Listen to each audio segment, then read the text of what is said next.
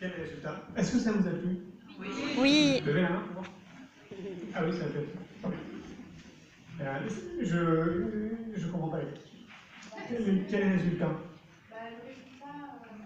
Le résultat en fait, d'avoir eu presque 1500 personnes qui ont accepté des réponses, est-ce que vous attendiez à un tel engouement, à ce type de réponse aussi?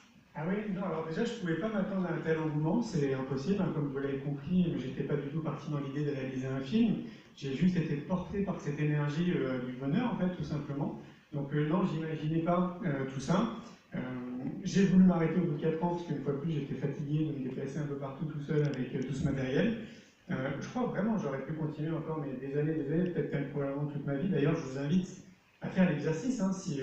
je sais pas, vous marchez dans la rue par exemple et vous arrêtez quelqu'un et vous lui demandez c'est quoi le bonheur pour vous? Et vous allez voir ce que ça donne.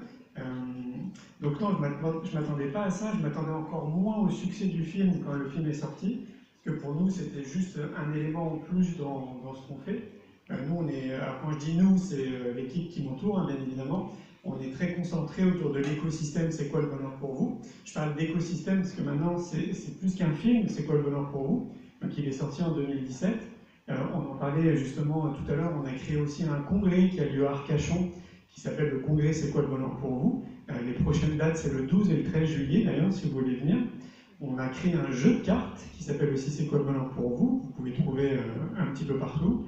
Moi j'ai écrit 2 livres, en tant que dyslexique, du coup c'est la bonne nouvelle, on peut écrire des livres, et qui sont complètement dissociés du film C'est quoi le bonheur pour vous? C'est plutôt des romans autobiographiques, où je vous explique un peu mon parcours de vie et la chance que j'ai eue de commencer dès l'âge de 10 ans à cheminer vers moi et d'être né dans une famille où on parle de connaissance de soi et de développement personnel. On a créé aussi des week-ends immersifs où on convie des gens dans un lieu qui est magnifique. On a appelé des week-ends immersifs, C'est quoi le bonheur pour vous? Enfin, voilà, la liste est longue, il y a un podcast, etc.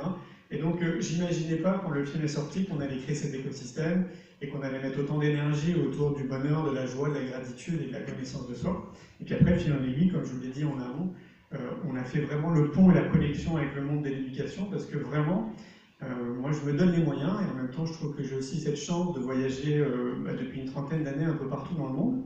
Il y a 6 mois de l'année où je me balade un peu partout, vous me verrez plus souvent sur les réseaux sociaux avec mon sac à dos en train de bivouaquer en pleine nature, en train de faire du vélo un peu partout dans le monde. Et donc du coup j'ai conscientisé, rencontré beaucoup de personnes et tiré des conclusions bien évidemment.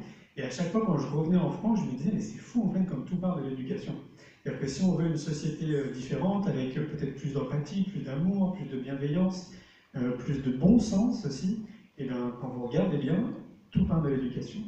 Et donc j'en viens à dire d'ailleurs que c'est même une responsabilité citoyenne pour chacun et chacune, si vous conscientisez ça comme moi, d'essayer de faire du mieux qu'on peut pour accélérer les choses dans le monde de l'éducation et faire en sorte que le savoir-être et la connaissance de soi soient vraiment impliqués dans notre société.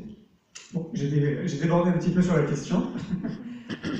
Est-ce que vous avez des questions? Parce qu'on n'a pas